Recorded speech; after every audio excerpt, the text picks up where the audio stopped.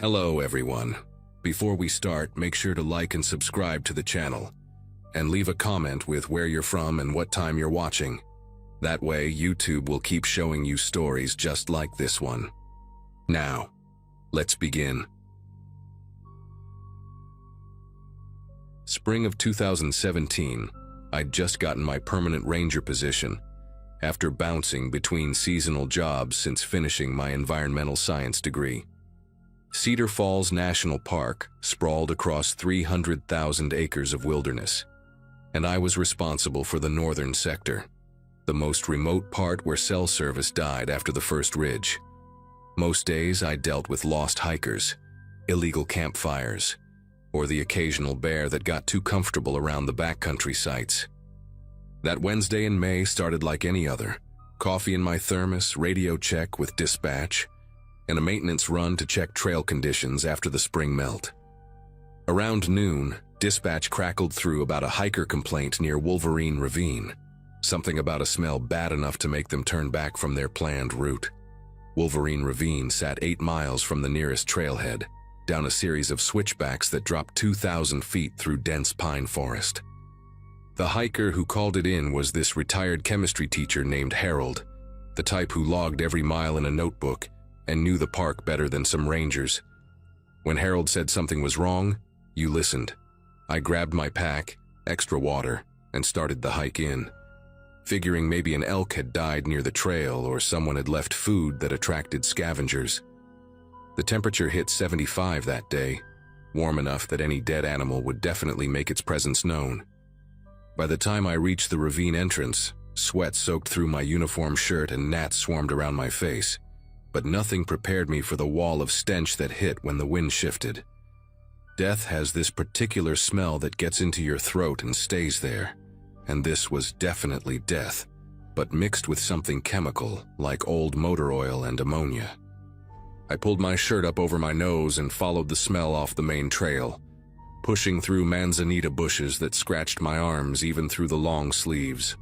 About 40 feet down the ravine's steep slope, wedged between 2 boulders and partially covered with branches that someone had clearly arranged on purpose, I found her. Female, maybe mid-30s based on the clothing style, though decomposition made it hard to tell much else. What struck me immediately wasn't just finding a body. We'd had deaths in the park before, heart attacks on trails, climbing accidents, even a suicide 2 years back. What made my skin prickle was the location. This spot was impossible to reach without serious rock climbing skills, the kind that required ropes and anchors, and she was wearing jeans and running shoes, not hiking gear. I radioed dispatch for backup and the coroner, gave them GPS coordinates, then started documenting everything with my phone camera while waiting. The branches covering her had been cut with something sharp, not broken naturally, and arranged in this deliberate crisscross pattern. Her wrists showed ligature marks even through the decay, and there was duct tape residue on what remained of her jacket. But the detail that really got me was her jewelry, a distinctive turquoise bracelet with silver feather charms that looked handmade, expensive, definitely not something you'd wear hiking. I spent the next hour searching the immediate area for any trail evidence, footprints, torn clothing, anything that might explain how she got here. The only access was this near-vertical rock chute that even experienced climbers in our rescue team avoided. Someone had carried or lowered her body down here, and that someone knew exactly what they were doing, knew this spot would never be checked during regular patrols. The coroner, Dr. Melissa Huang, arrived 3 hours later with the sheriff's department. While they worked to extract the body, she pulled me aside with this grim expression I'd never seen on her before. The victim matched a missing person report from 6 months earlier, a woman named Angela Reeves from Millbrook, the town about 90 miles east of the park. Angela had disappeared after leaving a bar one Friday night. Security footage showed her getting into her car alone, then nothing. Her car was found abandoned on Highway 89 2 days later, but that was still 60 miles from where we stood now. Dr. Huang said Angela had never been reported as a park visitor, never bought a permit, never appeared on any trail cameras. Someone had driven her body here specifically to dump it, choosing the most remote section of the park miles from any established trail, in a spot that would have taken serious planning to access. Sheriff's deputy named Kevin Ortiz took over the scene, and he immediately started asking me questions that made it clear this wasn't the first body dump they'd dealt with. Had I noticed any vehicles parked at unusual times at the remote trailheads? Any tire tracks on closed service roads? Anyone asking about abandoned mine shafts or caves in the area? He mentioned 2 other bodies found in national forests within a 200-mile radius over the past 18 months, both women from different towns, both discovered in nearly inaccessible locations. When I asked if they thought it was a serial killer, Kevin shook his head and said it was worse than that. These were disposal sites for something bigger, criminal organizations using federal lands because local cops had no jurisdiction and federal agencies were stretched too thin. The wilderness was perfect for them, millions of acres where a body might never be found, where even if someone stumbled across remains, the evidence would be degraded beyond usefulness. I couldn't get Angela Reeves out of my head that night, kept thinking about her family searching for 6 months while she was rotting in my park. The next morning, I started my own investigation, pulling up satellite maps of the northern sector, marking every possible vehicle access point that wasn't on official park maps. There were dozens of old logging roads from the 70s, most supposedly gated off, but gates could be cut. I spent my next 3 days off hiking these forgotten roads, and on the second day, found fresh tire tracks on what should have been an abandoned fire road near Granite Peak. The tracks led to a cleared area hidden by thick pine cover where someone had definitely been parking regularly. Cigarette butts and energy drink cans scattered around, fresh ones on top of weathered ones. From that spot, it was a 2-mile hike to another ravine system, even more remote than where we'd found Angela. I marked the coordinates and kept going. The second ravine made me wish I'd brought a weapon. About 300 yards in, the smell hit again, that same mix of decomposition and chemicals. This time I found 3 of them, different stages of decay, all women. All showing signs of violence, all carefully positioned in natural depressions and covered with branches in that same crisscross pattern. One still had blonde hair visible, synthetic extensions that hadn't decomposed, and a tattoo on her ankle of a butterfly with the name Sophia underneath. Another wore a medical alert bracelet for diabetes. The third was mostly bones, but the skull showed dental work, expensive veneers that someone would have records of. I took photos of everything, my hands trembling so bad I had to retake half of them. These weren't random victims. These were people with families, jobs, medical histories, women who'd been erased from their communities and hidden in mine. I called Kevin directly instead of going through dispatch. Figured the fewer people who knew about this, the better, until we understood what we were dealing with. He brought a full forensics team and 2 FBI agents who'd been investigating similar dumps in Nevada and Utah. Agent Diana Price, this woman with sharp gray eyes who looked like she hadn't slept in weeks, told me I'd found what they'd been searching for, the primary disposal site for a trafficking ring that operated along the Interstate 80 corridor. They moved women between cities for forced prostitution, and when someone became too much trouble, got too sick or tried to escape, they ended up here. The chemical smell I'd noticed was industrial lime, used to accelerate decomposition and destroy DNA evidence. They'd been using my park for at least 2 years based on the decay rates, maybe longer. Diana said the people running this had to have someone local, someone who knew the park's patrol schedules, the seasonal patterns, when areas would be completely deserted. That comment about someone local made me think about every interaction I'd had differently. The contractors who maintained the remote facilities, the seasonal workers who came and went, even some of my fellow rangers who always volunteered for the cushier assignments near the visitor center. I started carrying my service weapon even on routine patrols, double-checking my truck for tampering each morning, varying my routes so no one could predict where I'd be. A week after the FBI removed the bodies, I was checking the northern boundary fence when I found something that confirmed my paranoia was justified. Fresh boot prints led to a tree where someone had installed a trail camera, one of those high-end models hunters use, positioned to watch the old fire road I'd discovered. The memory card was missing, but the camera was still warm, meaning someone had been here within the hour, watching me investigate, documenting my movements. The warning started small, but got progressively worse over the next 2 weeks. First, I found branches arranged in an arrow pattern pointing away from the ravine areas, laid out deliberately across the trail I used for morning patrols. Then someone slashed my personal truck's rear tire while it was parked at my cabin inside the park, even though the residential area was supposed to be secure, accessed only by employees with key cards. They wanted me to know they could reach me anywhere. The third warning came when I was returning from a night patrol and found fresh vehicle tracks in my driveway, circling my cabin 3 times, the driver never getting out, just circling and leaving. The tracks were from heavy tires, the kind on commercial trucks, and they'd been careful to stay on the gravel where individual tread patterns wouldn't show clearly. But the message was obvious. They knew where I lived, knew when I wasn't home, knew my schedule well enough to leave their calling card without being caught. The final warning was the one that made me request an immediate transfer. I woke up at 3 in the morning to my dog going absolutely crazy, barking and snarling at the bedroom window. When I looked out, there was a single work glove placed on my truck's side mirror, the exact same brand our park maintenance crew used, still damp with what looked like blood but turned out to be transmission fluid when I had it tested later. Attached to the glove with a zip tie was a photo printed on regular paper, grainy but clear enough to see it was me at the second ravine, taking pictures of the bodies. Someone had been watching that entire time, close enough to photograph me but hidden well enough that I never knew they were there.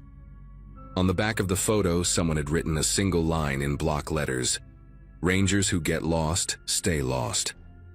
I packed that night, called Agent Price, and was in protective custody by dawn while the FBI took over the investigation.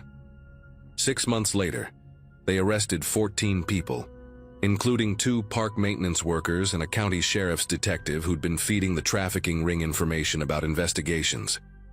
The maintenance guys, brothers named Robert and James Novak, had been using their access to scout disposal sites and monitor ranger patrol patterns for 3 years.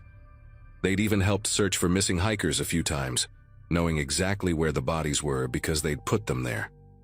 The detective, a 20-year veteran everyone respected, had been taking payments to misdirect missing person cases and warn the ring when agencies got too close.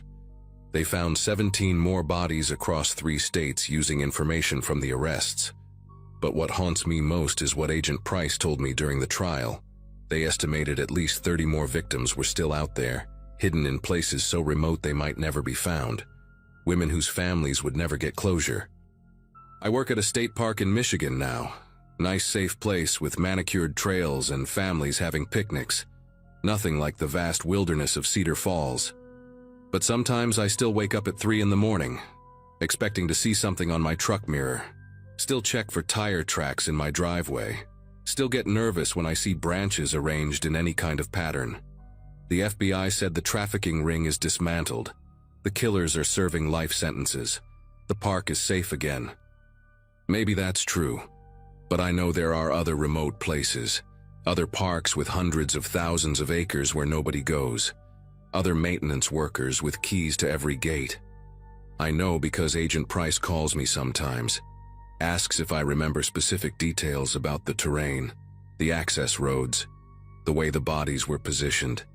She's still looking for those 30 women, still finding new disposal sites, still discovering how deep this network went. The wilderness that I once loved for its isolation now feels like a massive crime scene. And I can't shake the feeling that we only found what they wanted us to find, that the really remote places, the ones even rangers don't patrol, are hiding worse secrets.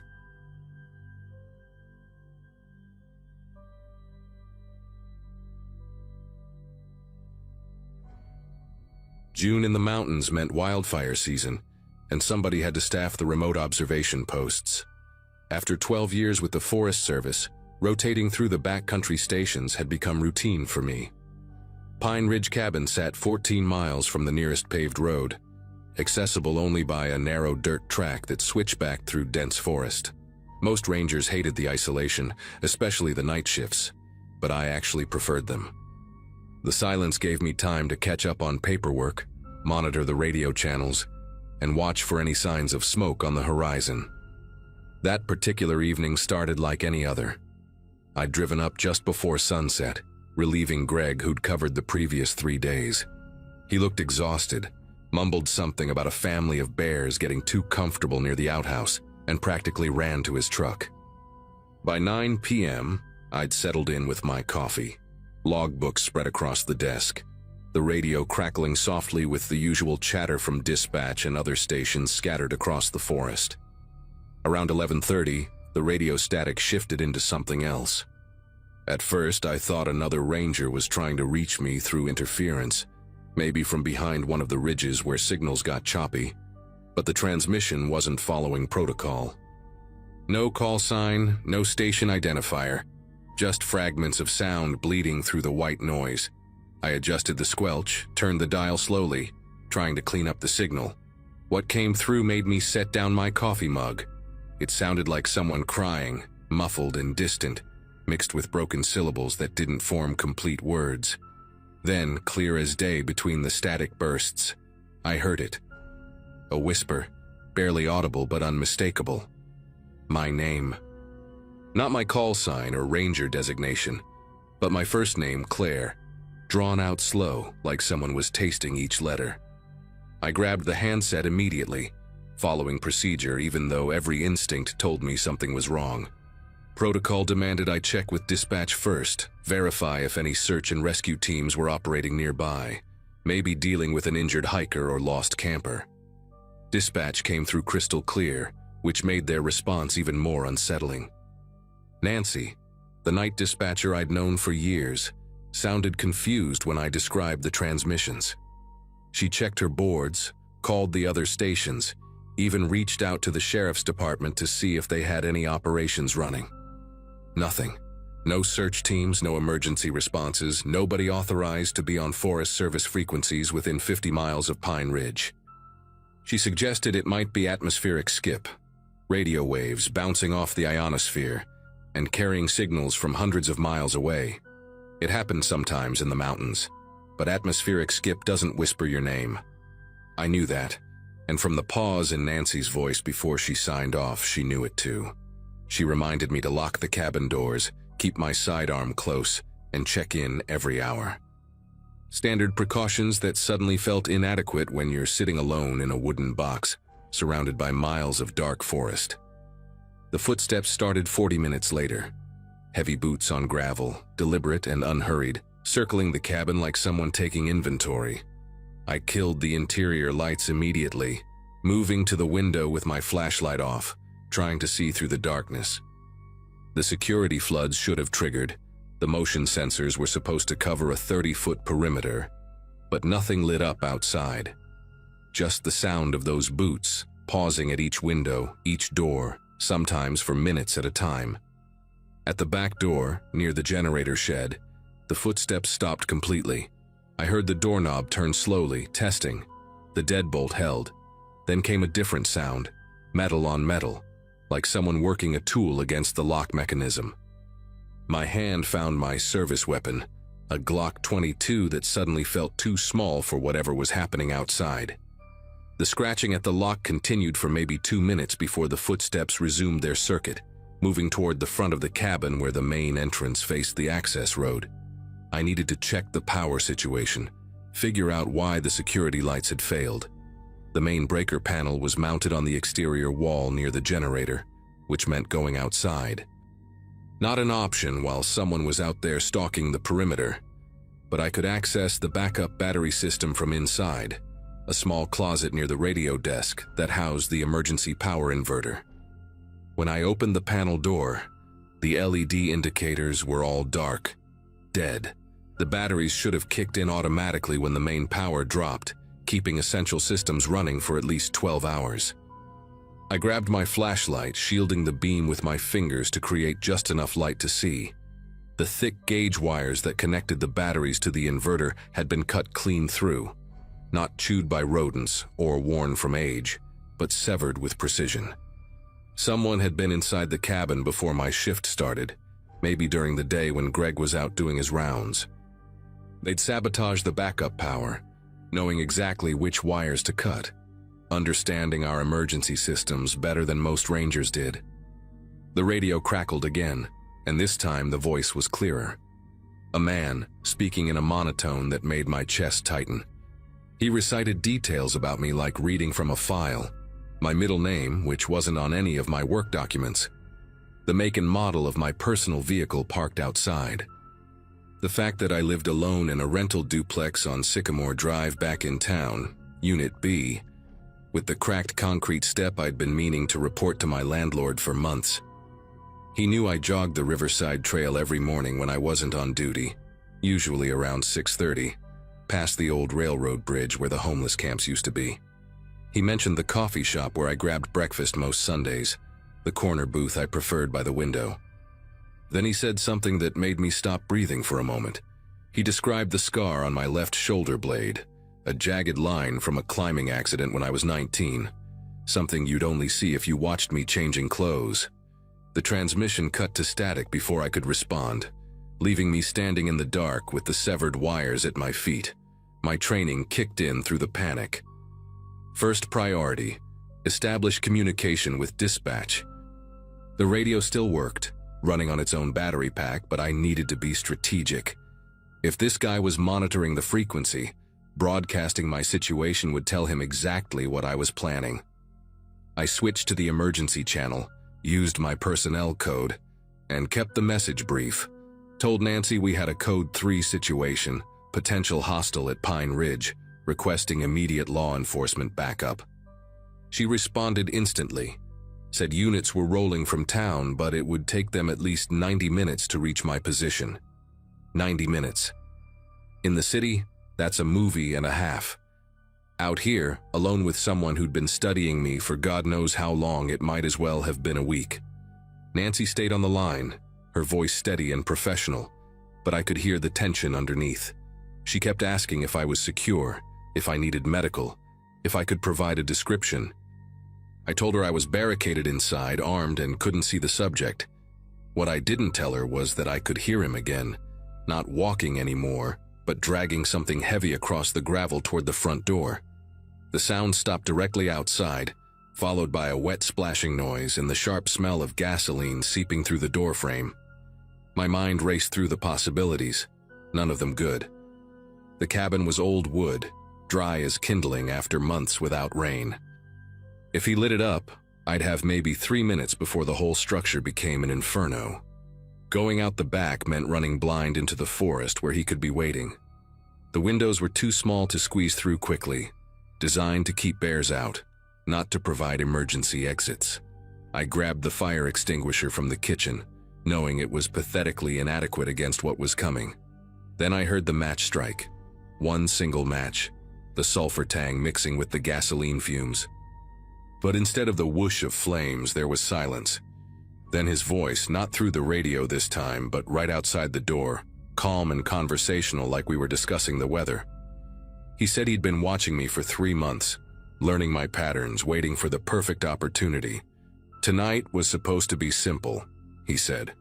But now that the cops were coming, plans had to change.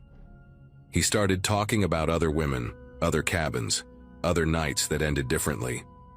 Jennifer in Washington State, a park volunteer who disappeared 2 years ago.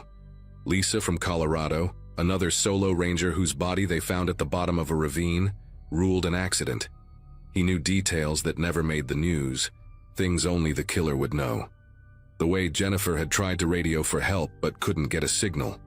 How Lisa had hidden in the supply closet for 6 hours before he found her. He was building his resume, wanting me to understand exactly who was standing outside my door. Then he mentioned something that changed everything. He said Greg, my colleague who'd worked the previous shift, never made it home. His truck was about 2 miles down the access road, pushed into a gully, with Greg stuffed in the trunk. That family of bears he'd mentioned, the exhaustion, the rush to leave, none of it was real. It was this man, wearing Greg's uniform, standing 3 feet from me in the cabin, close enough that I'd smelled the cigarette smoke on his jacket. He'd handed me the logbook, discussed the weather patterns, acted out a perfect performance, while probably still covered in Greg's blood. The gasoline puddle under the door hadn't been lit. It was a test, he explained, to see if I'd panic and run out the back where he'd set up something special. When I held my position, he knew I was smarter than the others. That made it more interesting, he said. The sheriff's units would arrive eventually, find the cabin intact, me missing, blood somewhere that could be mine, or could be from the deer carcass he'd dragged up from the valley. They'd search for weeks, maybe find some of my gear scattered in different directions, each piece telling a different story about which way I'd gone. He had experience making people disappear in wilderness areas where search grids covered thousands of acres, and scent dogs lost trails at creek crossings. But first, he needed me to come outside voluntarily. The gasoline was just encouragement. What came next would be worse. I heard him walking away from the door, his footsteps heading toward where my truck was parked. The sound of glass breaking told me he was smashing my windows, and then came another splash of gasoline, this time followed immediately by the roar of flames. My truck burning meant no escape route, but it also meant something else. Fire in dry conditions would spread, create smoke visible for miles, bring every available resource running. He'd made a mistake, let his need for psychological torture override his planning. I radioed Nancy with my exact coordinates, told her about the vehicle fire, Greg's probable location, and the confession about the other victims. She was already patching through to state police, FBI, everyone who could move faster than the local sheriffs.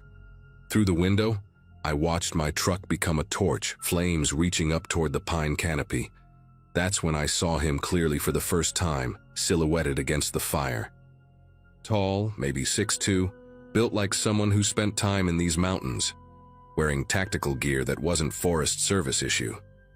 He had a rifle slung over his shoulder, looked like a Remington 700, the kind hunters used for elk. He was focused on the burning truck, seemed to be enjoying the destruction, and that gave me the opening I needed.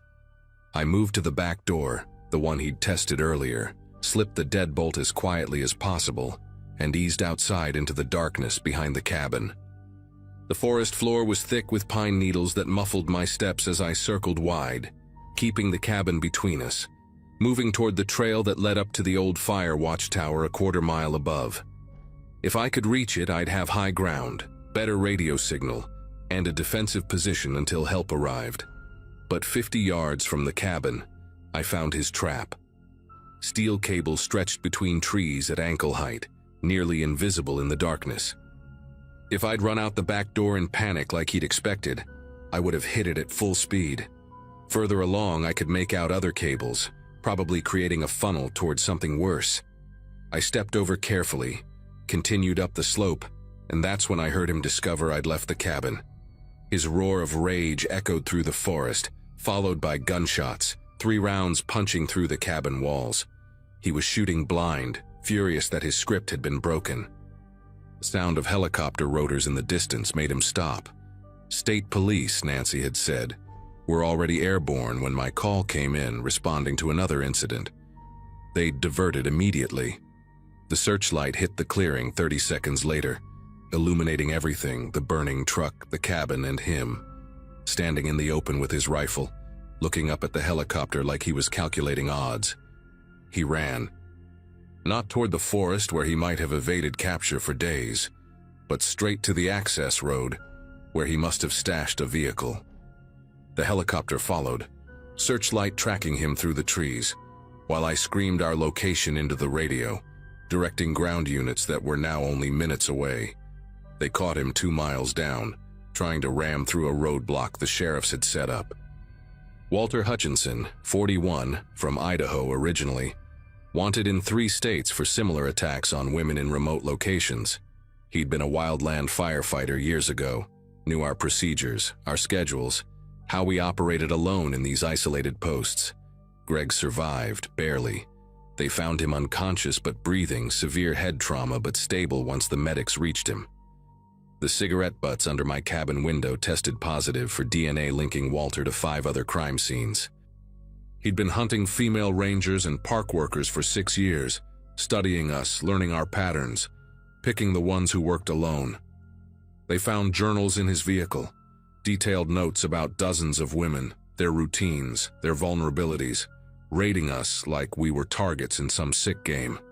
I finished that shift, waited for the sun to come up, gave my statement to what felt like 100 different officers, then drove myself home in a borrowed Forest Service vehicle. Took 3 weeks before I could sleep without checking the locks every hour, 6 weeks before I stopped hearing footsteps that weren't there. The department offered me a transfer to an administrative position, desk work in a nice safe office with security cameras and key card access. I turned it down. Maybe that sounds crazy, but these mountains, this job, they're part of who I am. Walter Hutchinson doesn't get to take that from me. They've changed procedures now, though. Nobody works the remote cabins alone anymore. Always teams of 2. Panic buttons that signal GPS coordinates directly to law enforcement. Infrared cameras that can't be disabled from outside. But sometimes, during those long, quiet nights when I'm back at Pine Ridge with my new partner sleeping in the next room, I still hear it. Not footsteps or voices on the radio, but the sound of someone watching, waiting, learning. Because Walter wasn't the only one out there. During his interrogation, he mentioned others like him. People who'd figured out that rangers in remote posts were perfect targets. We caught one predator, but there are thousands of isolated cabins across the country, thousands of people working alone in places where screaming brings no help. The only difference now is, we know they're hunting us, and we're ready.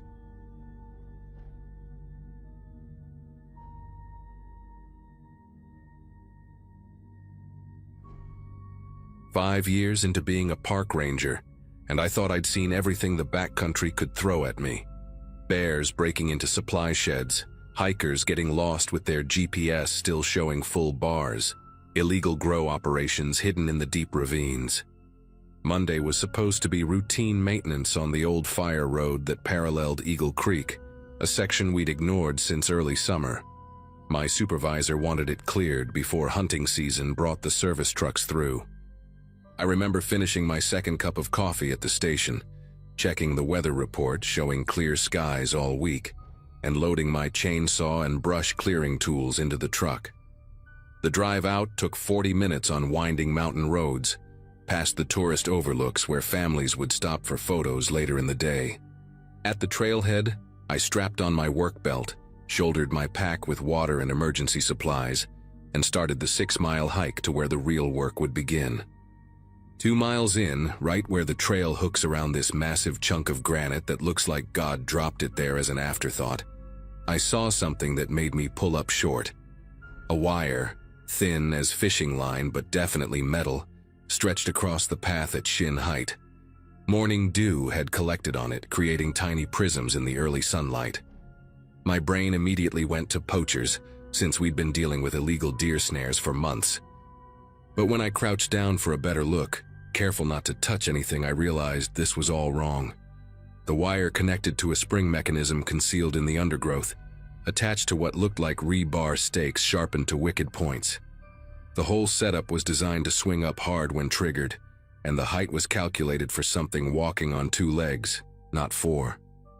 I marked it with orange tape, stepped back carefully, and got on my radio to report what I thought was just some psychopath's idea of a hiking deterrent. Dispatch patched me through to my supervisor, Howard, who told me to document everything and wait for law enforcement. While I waited, I started searching the area more carefully, keeping my eyes peeled for more wires or disturbed ground. 20 feet further up the trail, I found another trap, this one more elaborate. A bent sapling held under tension by a rope system, designed to whip across the path when someone stepped on a concealed pressure plate made from old plywood and springs.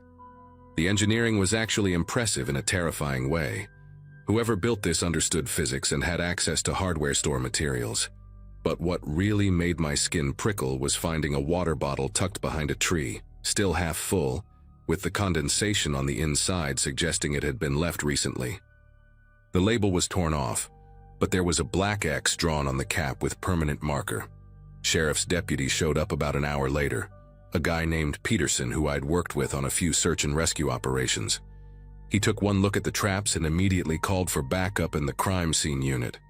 While we waited, he asked if I'd noticed anything else unusual in the area lately. That's when I remembered something from the previous week. A hiker had reported finding a backpack off trail near Osprey Point, about 3 miles from where we were standing. The pack had been torn apart, not by animals, but deliberately, with the straps cut and the contents scattered. We'd assumed it was teenagers being destructive, maybe looking for cash or electronics. But Peterson's face changed when I mentioned it, and he got back on his radio, speaking in codes I didn't recognize. When he finished, he told me they'd been tracking someone for the past 2 weeks, a suspect who jumped bail on federal weapons charges after threatening a judge. The guy's name was Mason Keller, former Army, trained in what Peterson called irregular warfare tactics. Apparently, Keller had gone off the deep end after losing a custody battle, blamed the entire system, and decided to disappear into the wilderness rather than face prison time. What Peterson didn't tell me, but what I found out later from another deputy, was that Keller had stolen camping equipment, weapons, and enough MREs to last months from an Army surplus store, injuring the owner in the process. The FBI had been tracking him through 3 states, always a step behind.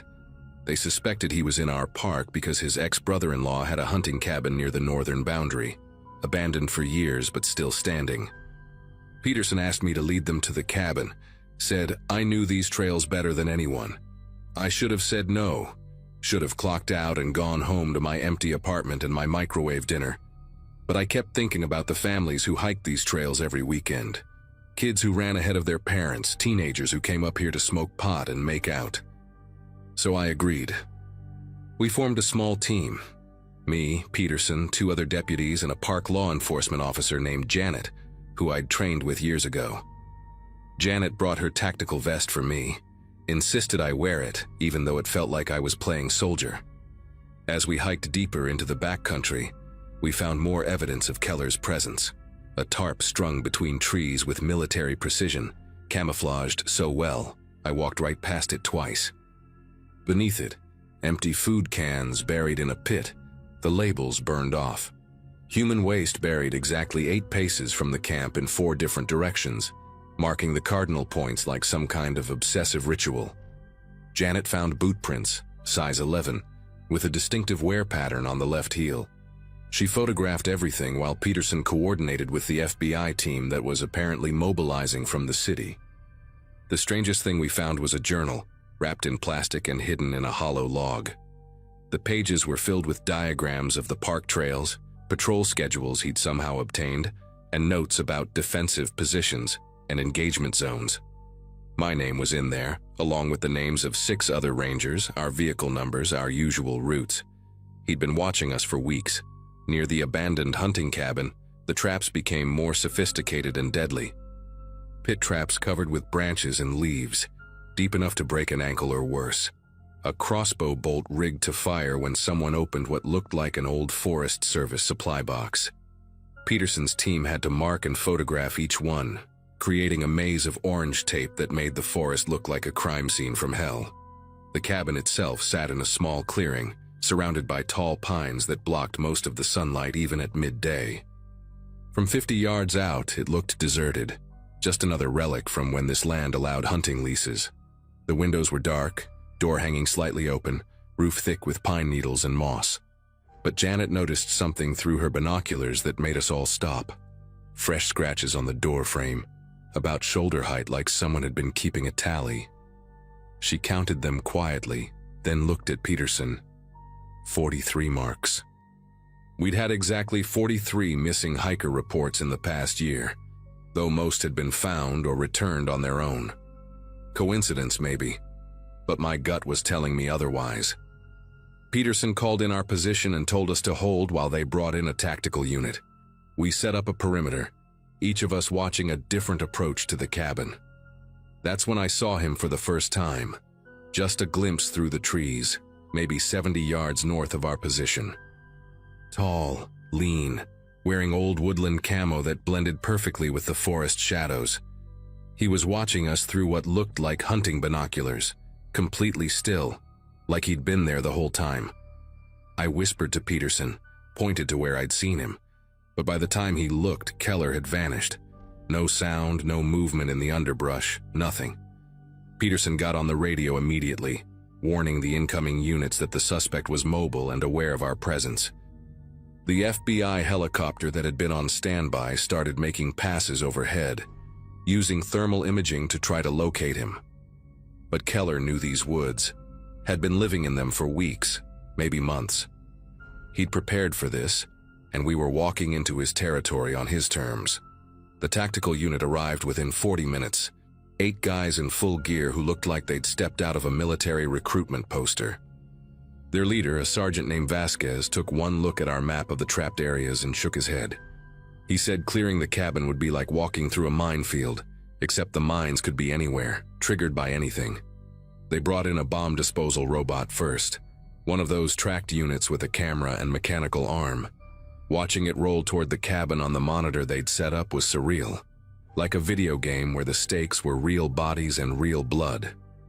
The robot made it about halfway before triggering something. A log, probably 40 pounds, swung down from the trees on a cable, smashing into the robot hard enough to flip it over. The thing sparked once and died, its camera feed going black. Vasquez cursed in Spanish and ordered everyone back another 20 yards. That's when we heard the whistle. Not a bird, not wind through the trees, but a human whistle, clear and deliberate. The tune was familiar. Took me a second to place it. The army marching cadence, the one about Jody stealing your girl while you're deployed. It was coming from multiple directions, like Keller was moving impossibly fast, or there was more than one person out there. Peterson and Vasquez exchanged a look that told me they were thinking the same thing I was. This guy wanted us to know he was watching, wanted us scared and off balance. The whistling stopped as suddenly as it started, replaced by something worse. A voice amplified through what sounded like a cheap megaphone coming from somewhere behind the cabin. Keller was talking, his voice calm and measured, like he was giving a lecture.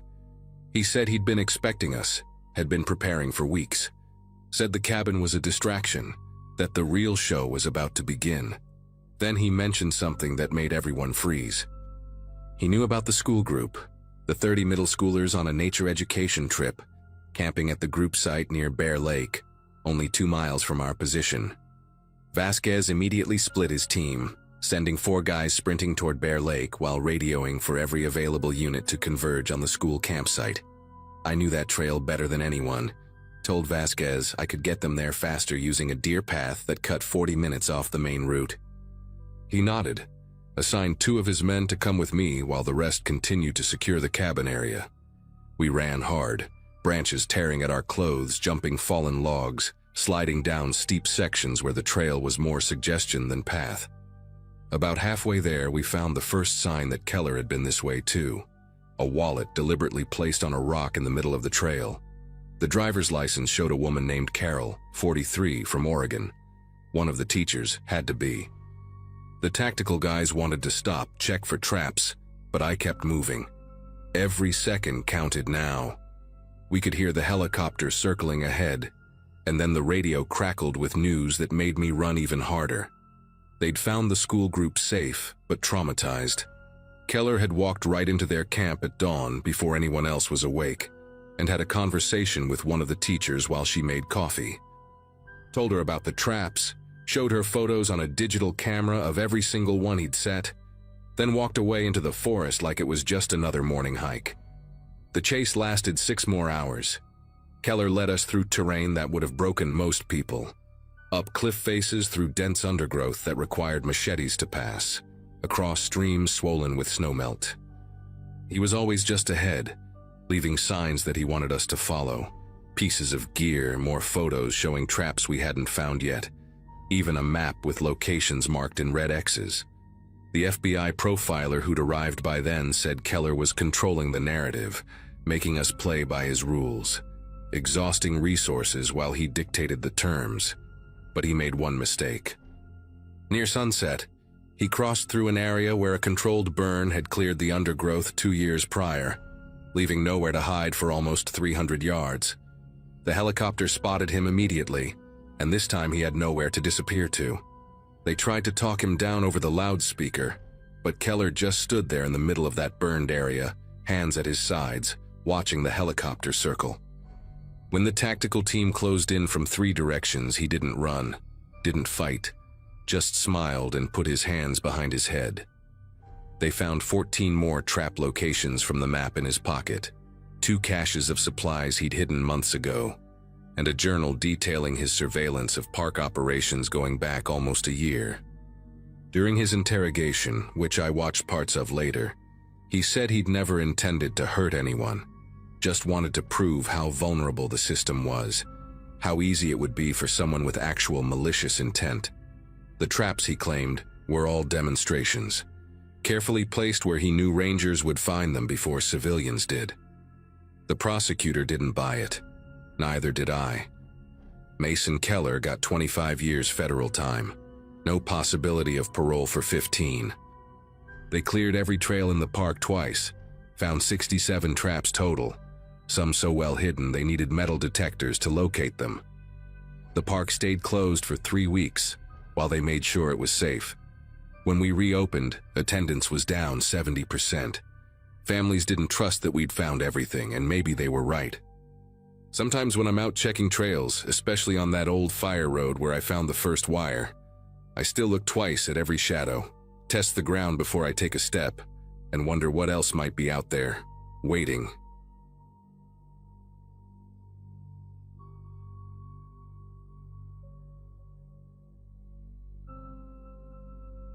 Seven summers patrolling Blackwater National Forest, and you develop a sixth sense for when campers are in trouble. Could be the way birds suddenly go quiet, or how the wind carries voices differently when someone's lost. My supervisor used to joke that I collected abandoned gear like some people collect stamps, always hauling back tents and sleeping bags from sites where folks just set up wrong or forgot something. But that July when I found the 4th campsite in 2 months, everything still set up perfect but nobody home, I knew something was deeply wrong. The Coleman stove still had half-cooked beans going cold in the pot, 2 plates set out with forks beside them, and a phone charging on a portable battery. Its screen black but fully powered when I pressed the button. What really got me was the precision of it all. No signs of animal activity, no struggle, no rushed packing. The sleeping bags were unzipped and thrown back like someone just stepped out to use the bathroom. I'd been finding sites like this for years without connecting them, writing them off as unprepared city folks who probably got spooked by something and left their expensive gear behind. But standing there that morning with fog creeping between the Douglas firs and the smell of abandoned breakfast hanging in the damp air, I started mentally cataloging every similar scene I'd documented. The Jacobson couple from Montana in my 2nd year, that college group from California, the solo backpacker with the red beard, whose journal I still had in my office, waiting for someone to claim it. That afternoon, I broke protocol and went through the phone at the abandoned site. Most rangers would have bagged it as evidence and sent it up the chain, but after 7 years of bureaucratic dead ends, I needed answers. The owner was a woman named Cheryl Watts, 30-something based on her photos, lots of pictures with what looked like her husband, both wearing matching hiking boots they'd obviously bought special for this trip. Her last call was to 911 at 6:47 that morning.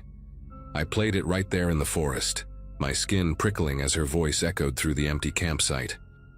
She was breathing hard, trying to whisper, saying someone was following them, had been following them since dawn, walking parallel through the trees about 50 yards out, never getting closer, never falling behind. The dispatcher kept asking for landmarks, trail markers, anything to pinpoint their location, but Cheryl just kept saying they were on the shortcut between Meadow Loop and Crystal Creek, the one all the locals know about but never made it onto official maps. Then her husband's voice in the background, tight with fear, saying the person was moving closer, that they could see them clearly now, just standing there between 2 big pines, watching. The call cut off after that. No screaming, no sounds of violence, just dead air. I knew that shortcut well, had walked it dozens of times when I needed to move between sections quickly. Unofficial trail, worn down by decades of local use, winding through a stretch of forest so dense that cell service was nearly impossible except for one small clearing about halfway through. I spent the rest of that day in the station's records room, pulling every missing persons report from the past 15 years. My supervisor, Alan, thought I was wasting time, but the pattern was there once you looked for it. Every single disappearance had happened within a 3-mile radius of that unofficial trail. Different months, different years, but always the same area. The really sick part was how spread out they were, sometimes 2 or 3 years between incidents, just long enough that nobody connected them. Different jurisdictions, different search teams, different reports filed away in different boxes.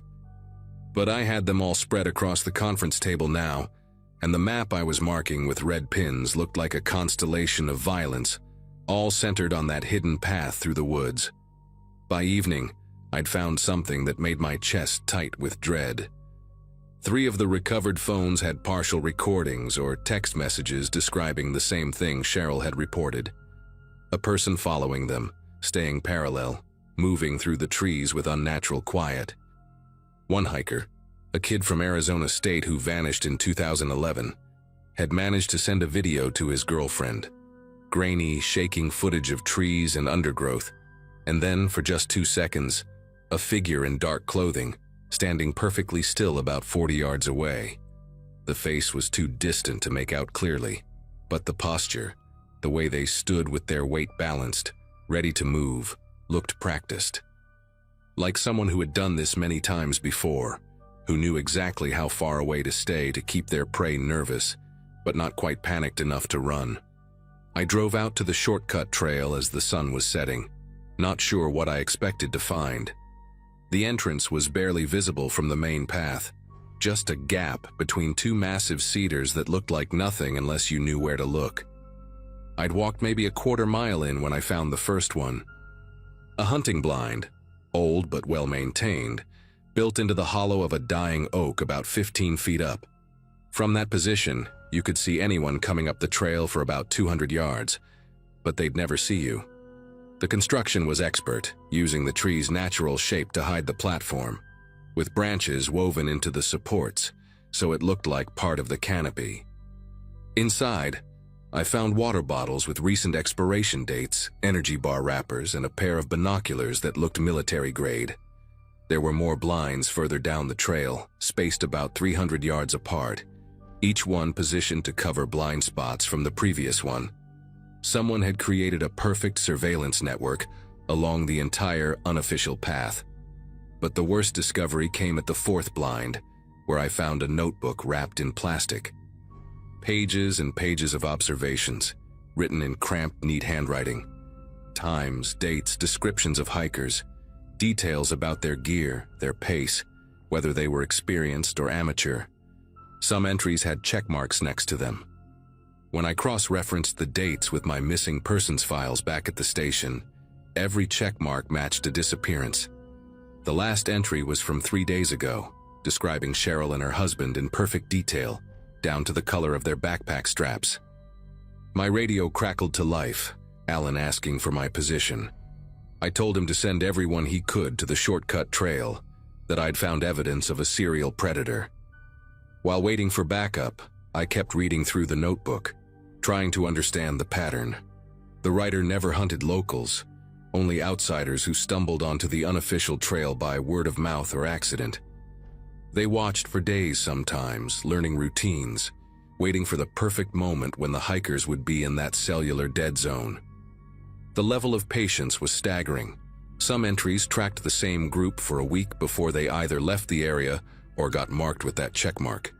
The handwriting occasionally mentioned the collection point, always in reference to a location deeper in the forest, past where the unofficial trail ended. Sheriff's Department arrived within an hour, along with state police and 2 FBI agents who happened to be working another case nearby. We set up a command post at the trail entrance, and by midnight, we had K9 units working through the forest. The dogs picked up a scent trail from the last blind that led deeper into the wilderness, into an area that technically wasn't even part of the park anymore. Private land that had been sold off decades ago to various buyers. parcels that changed hands so often the county had trouble tracking current ownership. Around 3 in the morning, the dogs led us to an old fire road that hadn't been on any of our maps. Fresh tire tracks in the dirt, deep grooves from a heavy vehicle. The road wound up the mountain for about 2 miles before we found the cabin. It looked abandoned from the outside, just another old hunting lodge left to rot. But the door had a new deadbolt, and the windows, while dirty, were intact and reinforced. We waited for the warrant while keeping the place surrounded. When we finally entered at dawn, the smell hit us first. Chlorine and something else. Something organic and wrong. The main room was set up like some kind of processing station. Industrial plastic sheeting on the floors, commercial-grade freezers along one wall, and a collection of hunting and butchering tools arranged with obsessive precision. But no bodies. The FBI agents found trace evidence, hair and blood that would later match several missing hikers, but whoever lived here had been careful. The back room had surveillance equipment, monitors showing feeds from hidden cameras all along the unofficial trail, some angles I hadn't even found yet. A whole wall covered with photographs of hikers, hundreds of them, some crossed out with red marker. We never found Cheryl and her husband, or any of the others marked with check marks. The cabin's owner was listed as a shell company that led nowhere, registered to a P.O. box that had been closed years ago. Forensics pulled one partial print from the notebook, but it didn't match anyone in the system. For 3 weeks, we had teams combing every inch of that forest, checking every cave, every ravine. State police put up roadblocks, but whoever had been hunting in those woods was gone. They'd probably left the moment I'd called for backup, monitoring our radio channels just like they'd monitored everything else. The unofficial trail is closed now, blocked off with federal warning signs, but locals still report seeing someone out there sometimes walking parallel to the official trails, staying just inside the tree line. Park Service added more rangers, installed cameras, but that whole section of forest still feels wrong, like something terrible soaked into the soil itself. I transferred to a different park the next year, couldn't handle walking those trails anymore, knowing he was probably out there somewhere, maybe watching from some blind we never found, waiting for everyone to forget so he could start hunting again.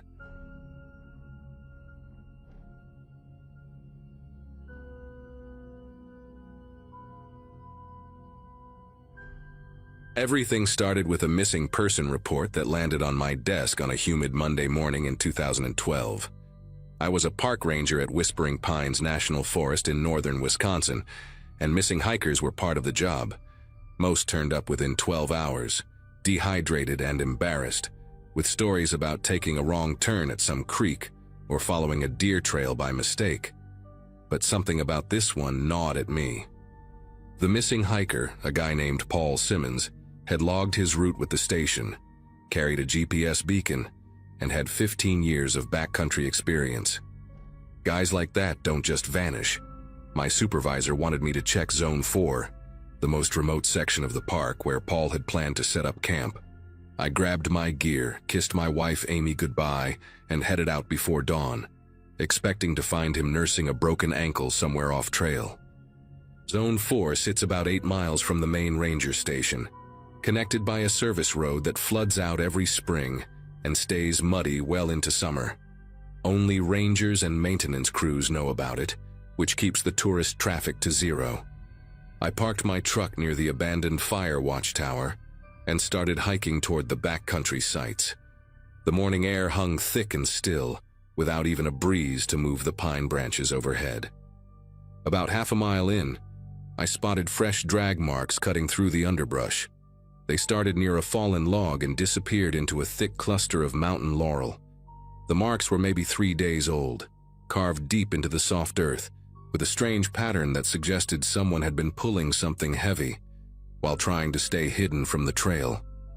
I pushed through the laurel branches, following the disturbed ground for about 30 yards, when that familiar sick, sweet smell of decomposition hit me like a physical wall. The shallow grave was barely 2 feet deep, hastily covered with loose dirt and pine needles that had already started to scatter. Paul's body lay face down, his limbs arranged in an unnatural position that made my chest tighten. But what really got me was what was missing. No backpack, no boots, no jacket. Even his thick camping pants were gone. He was left in just his underwear and a torn base layer shirt. The ground around the grave showed no signs of a struggle, no blood spatter on the nearby trees, nothing to indicate he'd fought back. I radioed it in immediately, trying to keep my voice steady while giving coordinates to dispatch. Within an hour, the place was crawling with state police and crime scene techs. I stood back watching them work, but something kept bothering me about the scene. The drag marks didn't lead from any established trail or campsite. They came from deeper in the forest, from an area where nobody should have been camping. While the investigators processed the scene, I couldn't stop thinking about how Paul had been positioned. His arms were crossed over his chest, almost respectfully, like someone had taken time to arrange him after death. Detective Riley, a veteran cop with 20 years under his belt, pulled me aside and asked about other missing hiker cases. I told him we averaged maybe 2 or 3 a year, usually resolved within days. But his question got me thinking. That night, I went home and pulled up our incident database on my laptop while Amy slept beside me. I started cross-referencing missing persons reports with body recovery locations, going back through our digital records from 2008 when they'd switched from paper files. What I found made me get up and pour myself a drink. Over the past 4 years, we'd recovered 7 bodies in the backcountry zones. All hikers, all found in shallow graves, all missing their gear. Every single one had been discovered by a ranger during routine sweeps, never by civilians. The locations weren't random either. They were all near unofficial trails that only park staff used for maintenance access. The next morning, I drove to the records building in town and convinced old Martha, the clerk who'd been there since the 80s, to let me into the basement archives. The paper files went back to 1997, yellowed and smelling of mildew, but meticulously organized. I spent 6 hours down there, photographing pages with my phone, building a timeline that made me increasingly uneasy. The pattern went back further than I'd thought. 15 years of bodies, all found the same way. What scared me most was the precision. The killer knew our patrol schedules, knew which routes we checked and when. He was timing the bodies to be discovered within a specific window, fresh enough that evidence remained, but decomposed enough that immediate pursuit was impossible. I found a map in one of the old files where a previous ranger had marked body recovery sites with red X's. When I overlaid it with our current patrol routes, my mouth went dry. The bodies formed a perfect circle around the ranger station, each one positioned at maximum distance from the others, like someone was marking territory. On Wednesday morning, 3 days after finding Paul, I got a call at 4 a.m. Another body, this time in Zone 7 on the opposite side of the park. Same setup, shallow grave, missing gear, body arranged with care. The victim was a woman named Ruth Chen, reported missing 5 days prior. But here's what made me nearly lose it. She'd been killed after Paul, even though Paul's body was discovered first. The killer had adapted to our discovery, had continued hunting even while police were processing the first scene. Detective Riley met me at the location, and I could see the same realization dawning on his face. We weren't dealing with someone who killed and ran. This was someone who lived here, who knew the forest better than most rangers, who was watching us scramble to understand his game. Riley asked me to list everyone with intimate knowledge of park operations, staff, former employees, local hunters with special permits. The list was shorter than you'd think, maybe 40 names total. But as I wrote them down, I kept thinking about those drag marks, about the strength required to move a body that distance, about the patience needed to wait for exactly the right moment to leave them for us to find. That afternoon, I did something I probably shouldn't have. I went back to Zone 4 alone to Paul's recovery site after the crime scene tape had been removed. I wanted to understand the drag pattern better, to figure out where the killer had come from. I followed the marks backward, deeper into the forest, using my GPS to mark waypoints. After about 300 yards, the marks disappeared at a creek bed. But across the water, I found something that made my skin prickle. A hunting blind, ancient and overgrown, probably from before the area became protected land. Inside were old candy wrappers, fresh ones, the kind sold at the gas station 20 miles away. Someone had been using this spot recently, watching the trails, waiting. Photographed everything and got out of there fast, but I couldn't shake the feeling that I was being watched. On the drive back, I kept checking my mirrors, paranoid that someone was following me. Amy noticed something was wrong when I got home. I was jumpy, double-checking the locks, closing all the curtains. I couldn't tell her everything. How do you explain that someone might be targeting rangers, using us as unwitting participants in their sick game? The investigation shifted into high gear after the second body. FBI agents arrived from Milwaukee, setting up a mobile command center in the visitors' parking lot. They interviewed every park employee, past and present, ran background checks, analyzed trail camera footage from the past 6 months. But nothing concrete emerged. The killer was too careful, too familiar with our blind spots. Then Detective Riley made a connection that chilled me to the bone. He pulled up weather data for each body discovery. Every single one happened during or just after a heavy rain.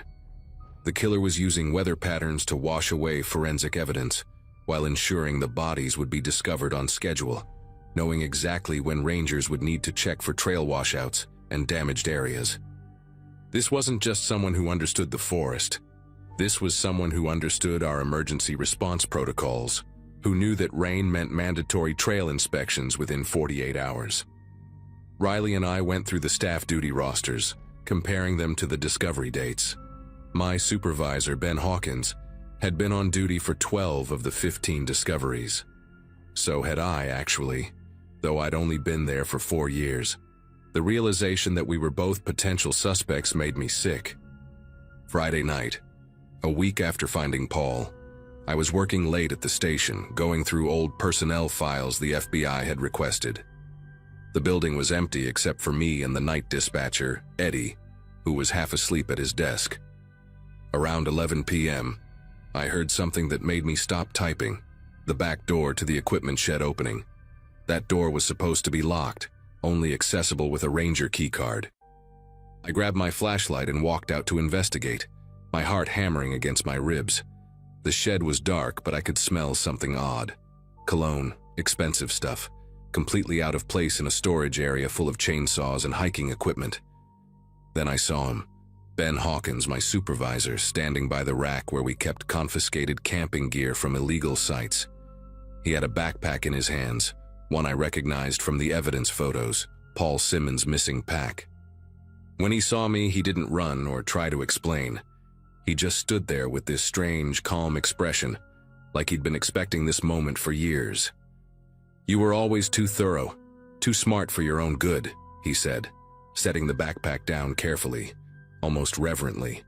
Before I could react or call for help, Ben started talking, his voice conversational, like we were discussing trail conditions over coffee. He told me about his first kill back in 1997, a drifter who'd threatened him with a knife near the old mining road. Self-defense, he claimed, but something had awakened in him during that struggle. The thrill of it, the power. He'd spent months planning after that, studying ranger protocols, learning how to hunt humans like they were deer. The hiker's gear? He kept it all in a storage unit in town, trophies from what he called his harvests. He knew every blind spot in our surveillance, every gap in our patrol patterns, because he'd designed half of them himself. The bodies placed in a circle? That was his territory, his hunting ground, marked for any predator who might dare encroach. He'd been selecting victims carefully, experienced hikers who wouldn't go down easy, people whose disappearances would be noticed but not immediately suspicious. He wanted us to find them, wanted the rangers to be the ones to discover his work, because we were the only ones who could appreciate the complexity of what he'd accomplished. As he spoke, I slowly reached for my radio, but he saw the movement and laughed. "Eddie's taking his usual nap and I disabled the emergency frequency an hour ago. It's just you and me now, just like I planned." The strange thing about fear is how it can sharpen your mind while your body wants to shut down. I knew Ben had 40 pounds and 6 inches on me, plus whatever weapon he was concealing, but I also knew the shed layout better than my own house. Every tool placement, every corner, every exit. When he stepped toward me, I grabbed a bear spray canister from the shelf and emptied it directly into his face. The confined space made it worse for both of us, but I was ready for it, already moving toward the door while he screamed and clawed at his eyes. I burst out of the shed gasping and ran straight for my truck, fumbling with the keys as I heard him stumbling behind me, cursing and retching from the spray. I managed to get the engine started just as he reached the parking lot, his face a mess of tears and mucus, rage replacing that calm control he'd maintained for so long. I drove straight to the town police station, not stopping for red lights or stop signs, laying on the horn the entire way. When I stumbled through their doors, covered in bear spray residue and babbling about Ben, they thought I was having a breakdown until Detective Riley showed up and confirmed my story. They arrested Ben at his house 3 hours later, finding the storage unit key in his pocket and enough evidence inside to close 23 missing persons cases across 3 states. Ben never went to trial. 2 weeks after his arrest, while being transferred to a federal facility, the transport van crashed on a remote stretch of highway during a thunderstorm. Both guards survived with minor injuries, but Ben's body was never found. The official report blamed the weather and suggested he'd been thrown from the vehicle into the river below, likely washed downstream. But I know better. I've seen the efficiency of his planning, the patience of his execution. Sometimes late at night when I'm lying awake next to Amy, I think about all those unofficial trails in the forest, all those hidden spots only a ranger would know. The FBI closed the case 6 months later, satisfied that the killings had stopped. And they have, at least in our park. But last month I got an email from a ranger in Wyoming about some hikers going missing near their backcountry zones, bodies found stripped of gear in shallow graves. He wanted to know if we'd experienced anything similar. I deleted the email without responding and submitted my resignation the next day. Amy and I moved to Phoenix, about as far from any national forest as we could get. I work in hotel management now, and I sleep better surrounded by concrete and streetlights than I ever did among the trees. But sometimes I still dream about that circle of bodies around the station, and I wake up wondering if it was really about territory, or if Ben was marking something else entirely, a hunting ground he'd returned to when everyone had forgotten, when new rangers took over who didn't know to look for the signs.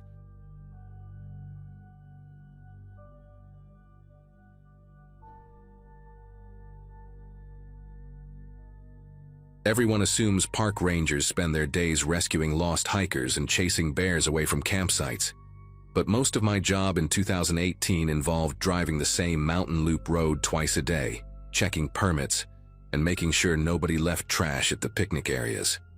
I'd been working at Ridgeline State Park for about 6 months when they assigned me to the eastern section, a quiet 20-mile stretch that only got maybe 30 visitors on a busy weekend. My supervisor, a guy named Frank who'd been there since the Clinton administration, handed me the route map like he was passing off a grocery list, told me it was the easiest assignment in the whole park. The loop included 3 trailheads, 2 scenic overlooks, and 1 backcountry trail called Moss Creek Path that connected to the larger trail system about 8 miles up. Nothing special about it, just a moderate 2-mile stretch through dense pine forest that most people used as a shortcut between the main trails. My first month on that route was exactly what Frank promised, boring enough that I started bringing audiobooks to pass the time between my morning and afternoon checks. Then October rolled around, peak hiking season, and I got my first missing hiker call on a Saturday afternoon.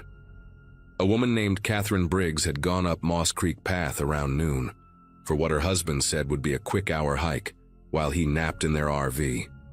By 4:30, she hadn't come back. Standard procedure kicked in.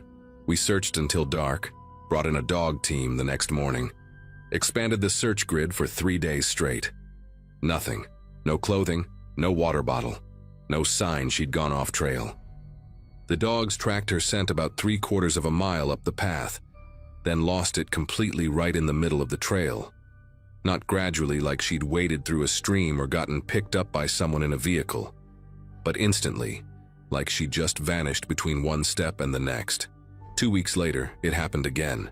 A college kid named Brandon Torres went up the same trail with his geology class, told his professor he needed to pee, walked ahead around a bend in the trail. His classmates were maybe 2 minutes behind him. When they caught up to where he should have been, Brandon was gone. They found his boot prints in a muddy section exactly where Catherine's scent trail had ended. The prints just stopped mid-stride, right foot forward, left foot never hitting the ground. The search and rescue team brought in helicopters this time, thermal imaging, the whole setup. The lead SAR guy, Tom Garrett, had 20 years of experience finding people in these mountains. He told me privately that in all his time, he'd never seen prints end like that. Not without some explanation like a creek or rock face or something to account for the missing tracks. Frank pulled me aside after the second search wrapped up with no results. Asked if I'd noticed anything unusual on my daily rounds. I told him about the boot prints, about how both missing hikers had vanished at roughly the same spot on the trail. He got this look on his face, not surprised exactly, more like someone had just confirmed something he didn't want to hear. Then he told me to focus on my other duties, said the state police were taking over the investigation. But here's what bothered me. The state police never showed up. I checked with dispatch every day for a week, called my buddy who worked for the state troopers. Nobody had any record of being assigned to our missing hikers. When I brought it up to Frank again, he acted like he'd never told me anything about state police, suggested maybe I'd misunderstood him in all the stress of the searches. I started doing my own research on my days off, spending hours in the county library going through old newspapers on microfilm. What I found made my chest tighten up. November 1973, a family of 4 vanished on Moss Creek Path. August 1981, 2 experienced hikers gone without a trace. September 1989, October 1995, March 2001, June 2009. The list kept going. Always the same trail. Always the same section based on the last known sightings. Always the same complete absence of evidence. 45 people over 45 years, sometimes in clusters, sometimes years apart, but never more than 8 years between incidents. The older articles mentioned search parties finding footprints that ended abruptly, exactly like Catherine's and Brandon's. One article from 1981 quoted a search and rescue volunteer, saying the tracks looked like the hiker had been plucked off the earth. His exact words. That night I couldn't stop thinking about Tom Garrett, the SAR team leader who'd helped search for Brandon. Tom had worked these mountains longer than anyone except maybe Frank, and the way he'd looked at those prints, like he'd seen them before but didn't want to say it out loud, kept nagging at me. I drove to his house around 9, found him in his garage organizing climbing gear. When I asked him about the other disappearances, he stopped what he was doing, walked over to close the garage door, then pulled out a manila folder from behind his workbench. Inside were photos, dozens of them, all showing footprints that ended mid-step at different spots along the same section of trail. Different shoes, different sizes, different years based on the photo quality, but all stopping impossibly in the middle of the path. Tom said he'd been collecting them for 15 years, ever since he'd responded to his first Moss Creek call. But every time he tried to bring it up with park management, they'd shut him down, tell him he was seeing patterns that weren't there. A week after my talk with Tom, we got another call. A solo backpacker named Douglas Vance, experienced guy in his 50s who'd hiked every trail in the state, had gone up Moss Creek Path early in the morning. His car was still in the parking area at sunset. I volunteered to join the initial search that night, brought my own flashlight and GPS tracker. Tom was there too, and I could see in his face he was thinking the same thing I was. This was going to be another one. Sure enough, we found Douglas's tracks about 3/4 of a mile up, heavy boot treads in the soft earth that just stopped. But this time, I noticed something else. About 20 feet to the left of where the prints ended, there was a game trail I'd never paid attention to before, barely visible through the underbrush. The vegetation looked wrong around it, like it had been carefully arranged to hide the opening rather than growing naturally. Tom saw me looking at the game trail and grabbed my arm, hard enough to hurt. He whispered that we needed to stay on the main path, that going off trail at night was how rangers disappeared too. That stopped me cold because I'd never heard about any rangers going missing. When I pressed him on it, he told me about Carl Brennan, a ranger from 2006 who'd done exactly what I was thinking about doing, gone up to investigate Moss Creek after dark following a disappearance. They found Carl's truck at the trailhead the next morning, his flashlight still on, lying in the middle of the trail, battery nearly dead. No other trace of him ever turned up. The incident got written up as abandonment of post, like Carl had just walked off the job. Tom said there had been 2 others before Carl, one in 1994 and one in 1987, both rangers who'd started asking questions about Moss Creek. Both vanished without explanation. Against Tom's warnings and my own better judgment, I started doing night patrols on my own time. Not official rounds, just me in regular clothes with a headlamp, walking Moss Creek path after my shift ended. The first 3 nights were quiet, just me and the usual forest sounds, owls and small animals moving through the underbrush. On the 4th night, a Wednesday in early November, everything changed. I was about half a mile up the trail when I heard footsteps matching mine, step for step, about 30 yards to my left in the trees. When I stopped, they stopped. When I started walking again, they started, keeping perfect pace. I swung my headlamp toward the sound, but the beam only lit up tree trunks and shadows. The footsteps continued, deliberate and measured, never getting closer or farther away, just maintaining that exact distance. Tried calling out, identifying myself as a ranger, asking if someone needed help. No response, just those steady footsteps when I moved. I made it another quarter mile before I noticed something that made me stop breathing for a second. There were other footsteps now, at least 2 more sets, one on my right side and one behind me, all maintaining that same careful distance, all stopping and starting in perfect synchronization with my movements. They weren't trying to catch me or cut me off, just following, watching, like they were escorting me somewhere. The trail ahead led to the spot where all those footprints had ended, maybe 300 yards away. Every instinct told me to run back to my truck, but I kept going, some stubborn part of me needing to know what was at that spot. As I got closer, I started hearing something else between the footsteps, a low humming sound, not quite human but not mechanical either, coming from multiple directions. My headlamp started flickering. The battery was full when I'd started. I'd checked it twice, but now it was dimming and brightening randomly. When I reached the spot where the footprints always ended, the footsteps around me stopped completely. The silence was worse than the sounds had been, like the entire forest was holding its breath. I swept my failing headlamp around in a full circle and caught a glimpse of something that shouldn't exist. Eyes, at least a dozen pairs, reflecting the light from different heights in the trees. Some 8 feet up, others at ground level, all perfectly still, all watching me. But these weren't animal eyes. They were too large, too forward-facing. And they blinked in unison, all of them at once, like they were connected somehow. Then I saw the shapes between the trees, tall and thin but wrong in their proportions, arms too long, moving in ways that hurt to follow with my eyes. They weren't quite people, but they stood upright, wrapped in what looked like old Park Service uniforms, torn and weathered but still recognizable. One of them stepped forward just enough for me to see its face in the dying beam of my headlamp, and I understood with horrible clarity that I was looking at Carl Brennan, or what Carl Brennan had become after 16 years in these woods.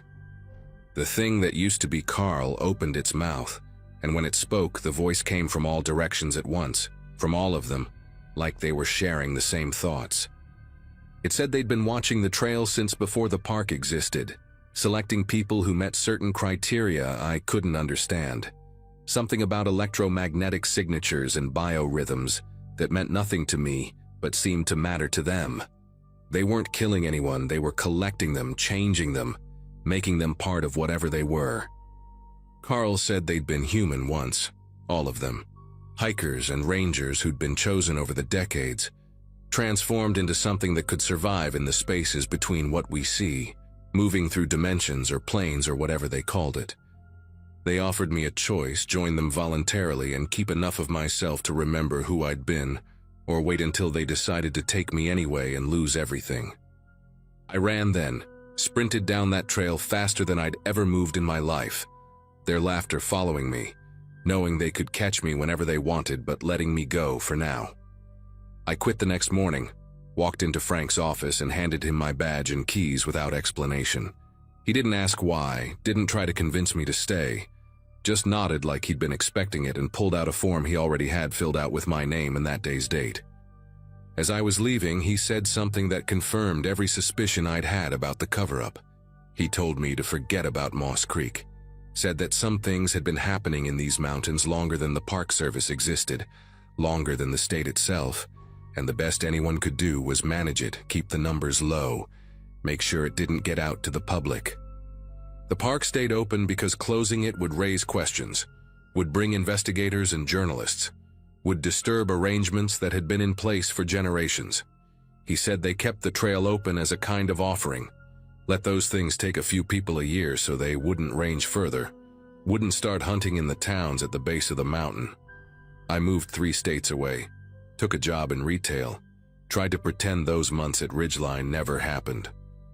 But last month I saw a news article online about a family that vanished on Moss Creek Path. The Mitchell family, parents and 2 teenage kids, gone without a trace. The article mentioned that search efforts were being coordinated by the head ranger, Frank Coleman, who assured reporters that everything possible was being done. I know better. I know those 4 people are out there in the woods right now, changed into something else, watching the trail, waiting to collect whoever meets their criteria next. I thought about calling the FBI, the media, anyone who might listen, but who would believe me without proof? And going back for proof would mean walking that trail again. Sometimes at night, I dream about those eyes in the trees, all blinking in unison, and I wake up wondering if they're still watching me somehow, if the choice they offered is still on the table, if one day I'll just disappear from my apartment and wake up back in those woods transformed into whatever they are. The truth is, the disappearances will keep happening, have to keep happening, because the alternative is worse, and everyone who knows about it has agreed to let it continue rather than risk what might happen if those things in the woods got hungry enough to leave the trail.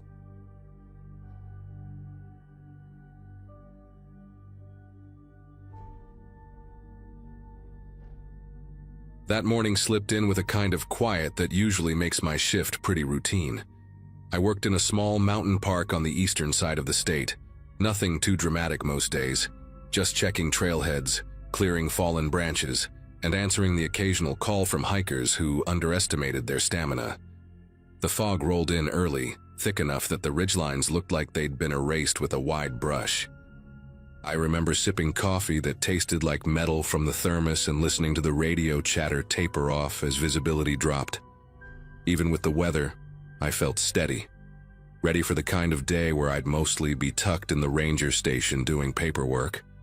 I didn't realize yet that everything was about to hinge on those first radio calls, the ones that sounded just shaky enough to feel real. The voice came through with a scratchy burst, cutting into the weather updates I'd been monitoring. A man, maybe mid-30s by the sound of him, said he was hurt and lost somewhere near a ridgeline we called Pine Spire. He rattled off coordinates that didn't match any common spur trails, but fog confuses people fast, so I didn't question it. I asked for details, injuries, surroundings, anything that would help. He replied like someone trying to breathe through pain, short fragments, little gasps. There was something odd in the tone, not the words themselves, more like he kept glancing away from the radio while talking. Still, the protocol is the protocol, so I logged everything and alerted the closest field team. When the team reached Pine Spire, they called me with that slow, puzzled silence I've only heard a few times in my career. They said the ground was untouched. No disturbed soil, no dragging marks, no broken branches, not even the usual litter from hikers. Fog can hide a lot, but it can't erase footprints from damp soil. Instead, they found a small lean-to tucked behind a cluster of spruce trees. built from mismatched tarps and branches. Nearby were cans of beans with labels peeled off, a fire pit filled with half-burned clothing, and a pile of worn boots in different sizes, none arranged like someone had just removed them. The team waited for a second set of coordinates, but before they even called in, the radio buzzed again. The same voice gave a new location, almost 5 miles east this time, delivered fast, like he was sprinting while talking.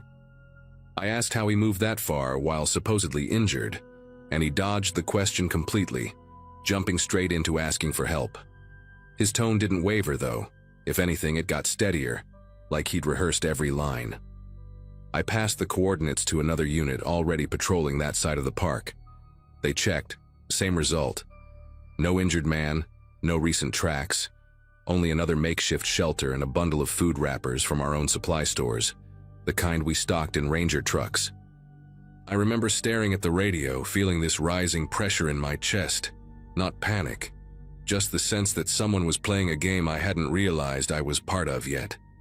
Search teams kept bouncing between points the caller gave, each location scattered across rough terrain, far enough apart that no injured person could realistically travel between them in that amount of time.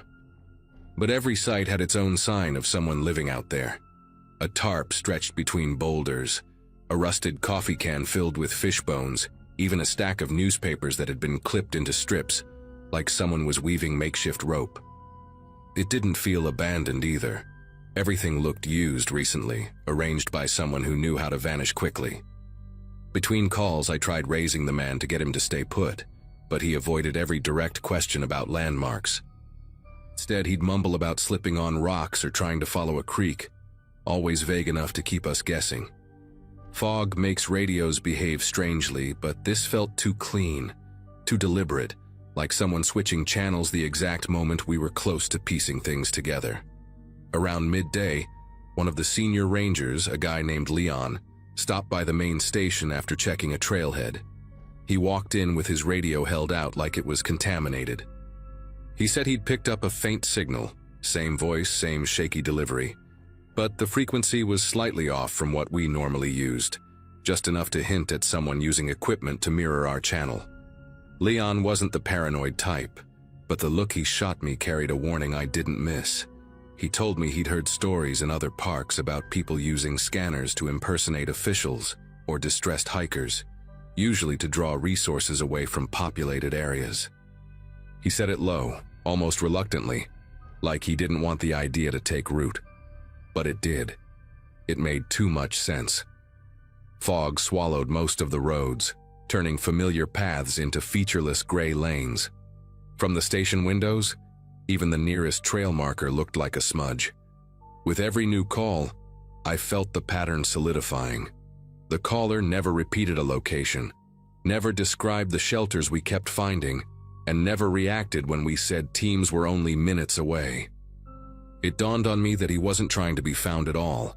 He was trying to keep us away. That thought lingered, sour and heavy. If he needed the Rangers dispersed, he had to be heading somewhere we'd normally be guarding closely. Only one spot fit, the main campground down in the valley where families were packed tight and oblivious to the fog creeping between the trees. I radioed Leon and asked him to swing by the campground just to check if anything seemed out of place. He agreed, but the signal crackled as he pulled away, the fog turning his voice into fragments. While he drove, another call came through from the fake hiker, this time claiming he could hear bears nearby and begging for someone to reach him fast. He even rattled the radio against something hard, trying to mimic panic. I didn't answer immediately. Instead, I waited, listening to the static behind his voice. There was a faint whirring sound I hadn't caught before, like a cheap fan or a battery pack humming near the microphone. The kind of noise handheld scanners make when they're not grounded properly. It felt like the last puzzle piece clicking into place. Leon checked in a few minutes later, sounding strained. He said the campground seemed quiet at first, kids playing near the fire pits, a couple arguing while setting up a tent, normal weekend stuff. But then he noticed that one of the supply sheds behind the Ranger kiosk had its padlock pried open, the metal bent like someone had worked on it for a while. Inside, the shelves were ransacked. First aid kits, propane canisters, non-perishable food, all gone. Even the emergency radio batteries had been stripped out of their cases. Leon said there were muddy impressions on the ground nearby, not footprints exactly. More like someone had dragged burlap sacks or heavy fabric across the dirt to avoid leaving clear tracks. Hearing that made my scalp tighten. Whoever had been calling us wasn't wandering aimlessly. They were gearing up, gathering what they needed while we chased ghosts in the fog. I told Leon to hold position and keep eyes on the main loops while I notified the rest of the team. Before I could finish the message, the fake caller broke in again, louder this time, practically shouting coordinates. But he slipped. He said, "Nobody's around, it's safe," and then cut himself off like he realized he'd said too much. Safe for who? I muted my mic, steadying myself, and replayed his words in my head. If he thought no rangers were nearby, then maybe he was close to the campground, expecting us to be miles away searching for him. That meant he was watching, waiting for an opening, maybe preparing to raid the full storage area or worse. Try something with the campers who didn't know any of this was happening. The fog probably emboldened him. Sound doesn't travel right in it, and visibility can shrink to 10 yards in seconds. I ran out to the truck and cut through the service road, moving slow so I wouldn't go off the edge. The air outside tasted like cold stone, and branches hung low under the moisture. When I got closer to the campground, I parked and continued on foot, keeping to the tree line. I saw Leon near the kiosk, trying to look casual while watching the picnic tables. Families were still out, completely unaware. Then I caught movement behind the shed, a hunched figure slipping between the trees, wrapped in layers of mismatched clothing, carrying something bulky against their chest. Not a camper, not lost. The person kept glancing toward the valley, maybe listening for engines, maybe checking if the fog was thinning. As I stepped closer, my radio crackled again with that same fake distress call, coming from the direction of the figure. He was broadcasting live while scouting the campground, hoping we'd still be chasing his decoys. Instead of rushing him, I signaled Leon and circled wide to cut off any escape route. The figure ducked behind a stump, then bolted toward the maintenance road when he realized we'd zeroed in on him. He dropped a few items along the way, a stripped radio battery, a jar of peanut butter from our supply shed, even a torn map marked with several circles that matched the fake coordinates he'd given all day. Leon intercepted him first, tackling him hard enough to send the stolen gear scattering over the gravel. When we pulled the mask from his face, he looked younger than I expected, maybe late 20s, with eyes darting so fast they didn't land on anything. He kept mumbling about needing supplies, about people filling the woods, about how he thought we'd stay busy long enough for him to grab everything he needed. The sheriff's office took him shortly after, and once the fog finally thinned, the whole campground learned how close they'd come to being part of a different story entirely. I still think about that day whenever the fog settles thick, and the radio hisses unpredictably, how a simple voice on the line nearly turned into something much worse.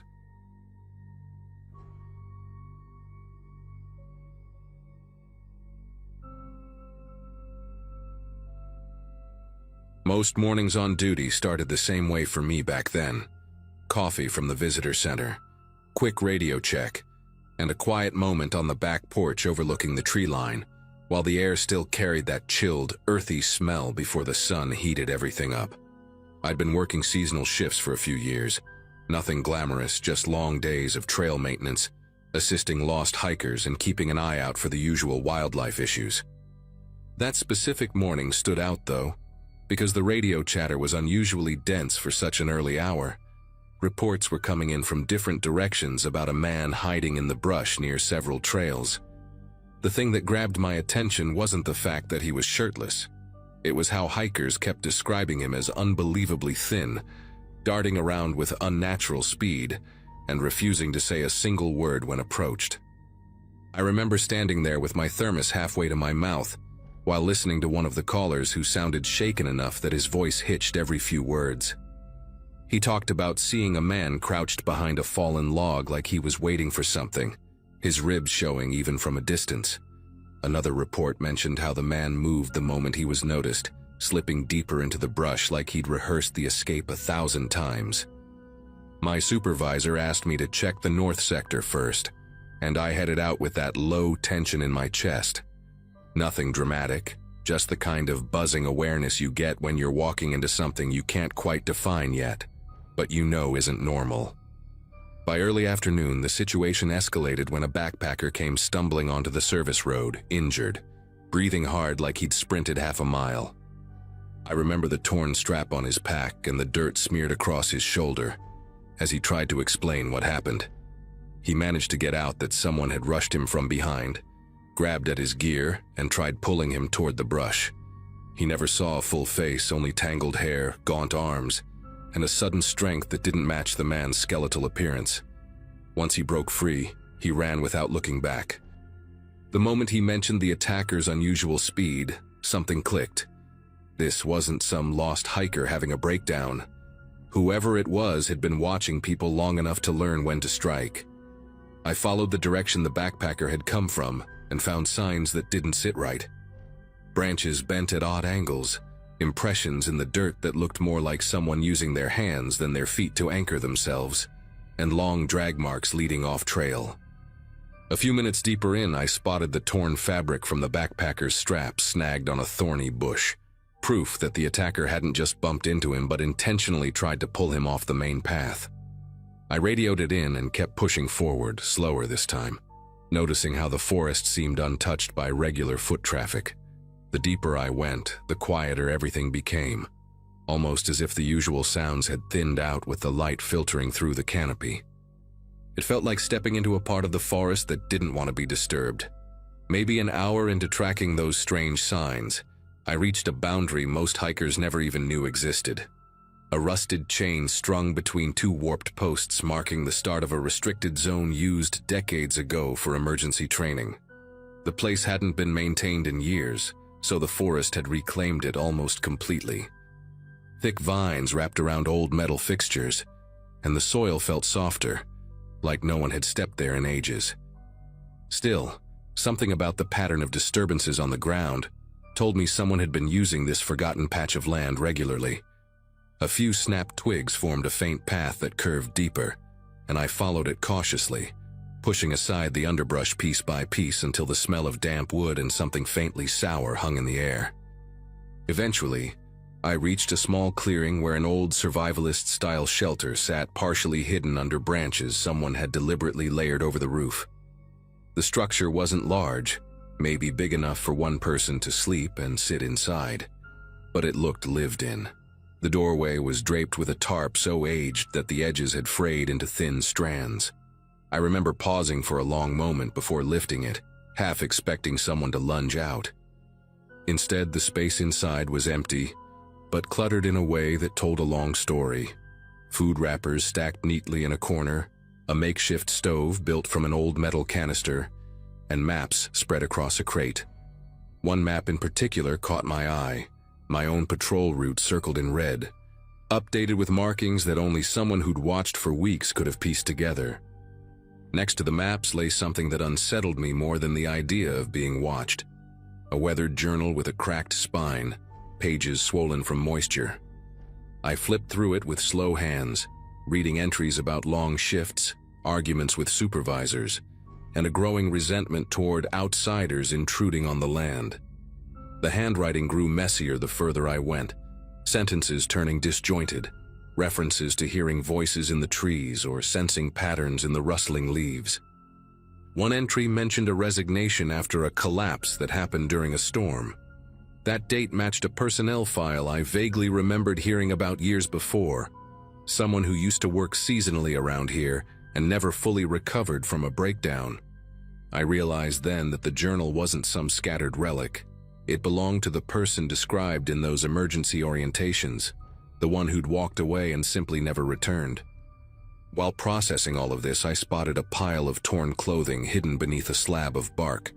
Some pieces looked sun-bleached, others dirty and stiff with mud. Among them were fragments of gear that matched descriptions from missing persons cases that had circulated quietly among staff for years. Those cases had always felt disconnected, a hiker who vanished without a trace, a camper who never made it back to their site, but the locations had all hovered around this general sector. Standing there, the weight of it sank in. Whoever had lived in this shelter didn't just know the forest better than anyone.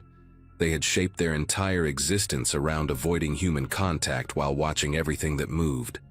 This wasn't a ghost story or some legend passed around campfires. It was a person who had let isolation reshape them into something unpredictable. I stepped away from the shelter to radio in the findings, but before I even reached for the device, a branch snapped from somewhere to my right. Sharp, intentional, too close to be wildlife. I didn't see anyone, but the feeling of being observed tightened around me like a net.